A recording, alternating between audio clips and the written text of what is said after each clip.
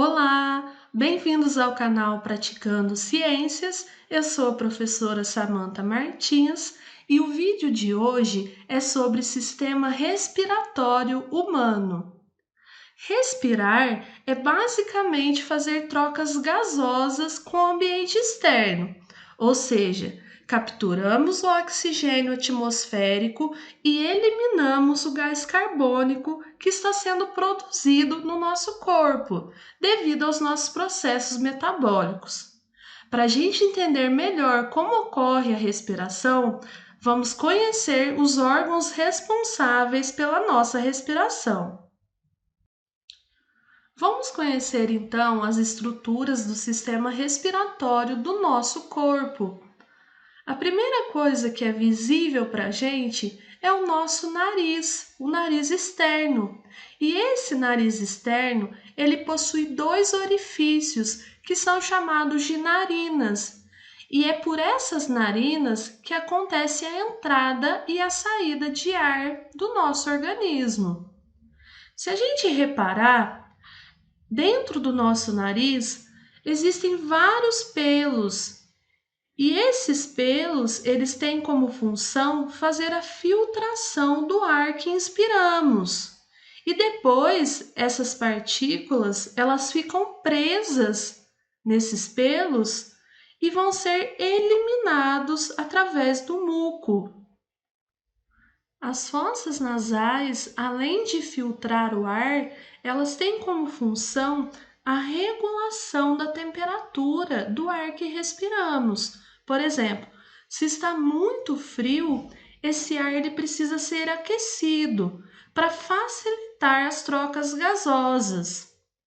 Temos também perceptores de odores, de cheiros, que são sensores olfativos e os nervos olfativos. Além disso, temos receptores de impurezas que podem fazer mal para a gente, por exemplo, vírus, bactérias. Quando esses receptores que estão presentes nas nossas fossas nasais percebem a presença de micro-organismos, as cavidades nasais, elas se fecham, ou seja, você fica com o nariz entupido. Só que quando o nariz entope, o que a gente faz? Respira pela boca. E aí o que adianta essa estratégia? Nada. Passando pelas cavidades nasais, o ar vai para a faringe. Lembrando que a faringe faz divisão entre o sistema digestório e o sistema respiratório. Então, quando engasgamos, a comida ela vai ficar presa aqui na faringe. Ou se o ar que a gente inspirar, ele for para o esôfago e chegar no estômago, ele vai voltar através de um arroto. Isso mesmo, tá? Então a comida, ela tem que descer a faringe e ir para o esôfago. Mas estamos falando do ar que inspiramos.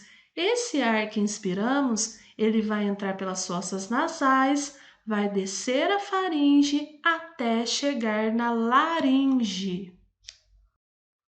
Após passar pela faringe, o ar passa pela laringe. Na laringe estão localizadas nossas pregas vocais, que permitem a nossa vocalização durante a passagem de ar.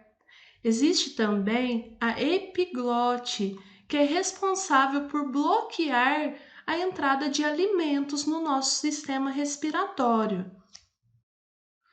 Passando então pela laringe, o ar ele entra pela traqueia, que possui anéis cartilaginosos que faz com que a traqueia permaneça sempre aberta.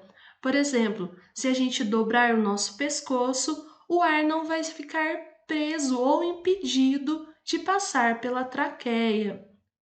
Possui também presença de epitélio ciliado, com glândulas calciformes, que são responsáveis pela produção de muco. Esse muco, ele é responsável por aderir sair as impurezas que vierem junto com o ar e vão remover esse muco através de seus cílios, que vão aderir às impurezas em direção à faringe. A traqueia, ela se divide em dois novos tubos que são chamados de brônquios, que por sua vez vão se ramificar em vários outros tubos menores que são chamados de bronquíolos. Tanto a traqueia quanto os brônquios têm como função a passagem de ar. Nesses bronquíolos temos também cílios que vão ajudar na filtração do ar que está entrando, que também produz muco para eliminar as impurezas em forma de catarro. Algumas doenças, como a asma e o bronquite, faz com que os brônquios e os bronquíolos fiquem contraídos, aumentando assim a produção de muco nessa região. E a consequência disso é a falta de ar. O ar finalmente chega dentro dos nossos pulmões, nos alvéolos pulmonares.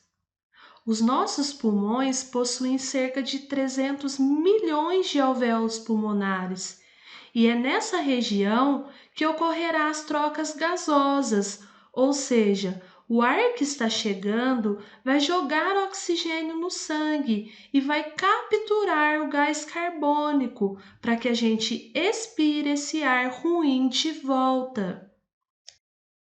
Este processo de troca gasosa a gente chama de hematose, que é a transformação do sangue venoso em sangue arterial. Vamos entender então como a hematose acontece.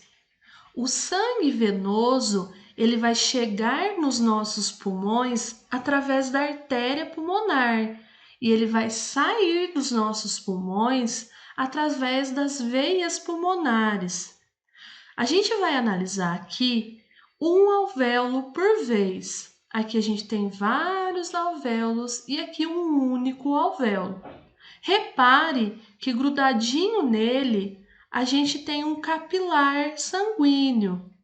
Nele está chegando sangue rico em gás carbônico.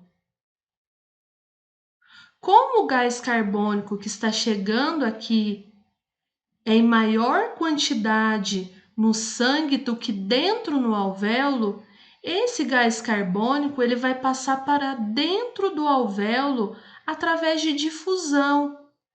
Então, a partir desse momento que a gente expira, você está eliminando o gás carbônico na atmosfera. Com o oxigênio, acontece ao contrário. Ele vai entrar no processo de inspiração e dentro do alvéolo estará lotado de oxigênio. E esse oxigênio, ele vai passar também por difusão e vai se ligar à hemoglobina das hemácias que estão aqui, que vão oxigenar o sangue e transformá-lo em sangue arterial, um sangue limpinho e pronto para ser distribuído por todo o corpo. Mas como ocorre a mecânica da ventilação pulmonar? Ou seja, como que a gente inspira e expira?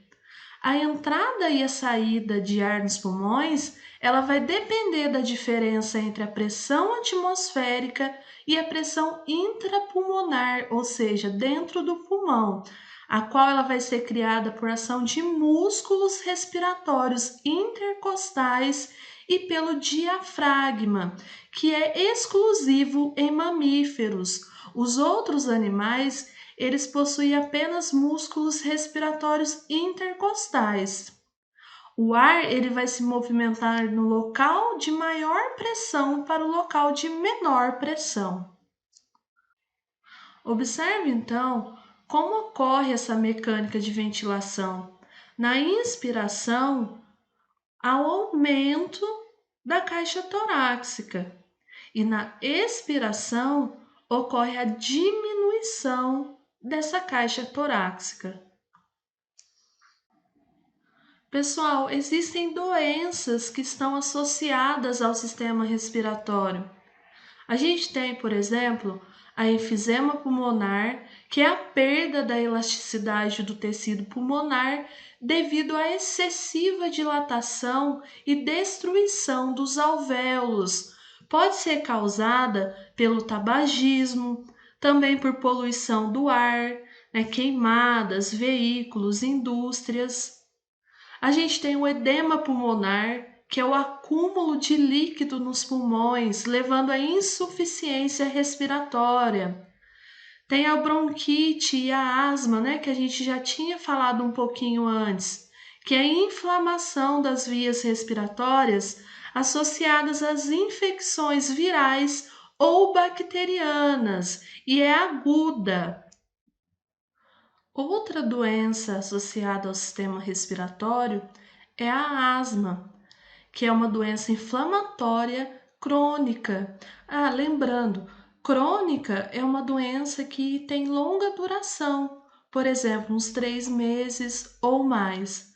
Já as doenças agudas, como bronquite, que a gente viu, ele é que tem início repentino e a recuperação muitas das vezes é rápida. Então, a asma, ela resulta na redução ou mesmo obstrução do fluxo de ar, que é o estreitamento das vias aéreas por hiperprodução de muco, uma produção de muco em maior quantidade do que devia, que causa contração da musculatura e edema da mucosa brônquica. Espero que vocês tenham gostado deste vídeo. Se inscrevam no nosso canal, deixe seu like, suas dúvidas e seus comentários. Aproveite também para conhecer as nossas páginas no Facebook e Instagram. Até a próxima!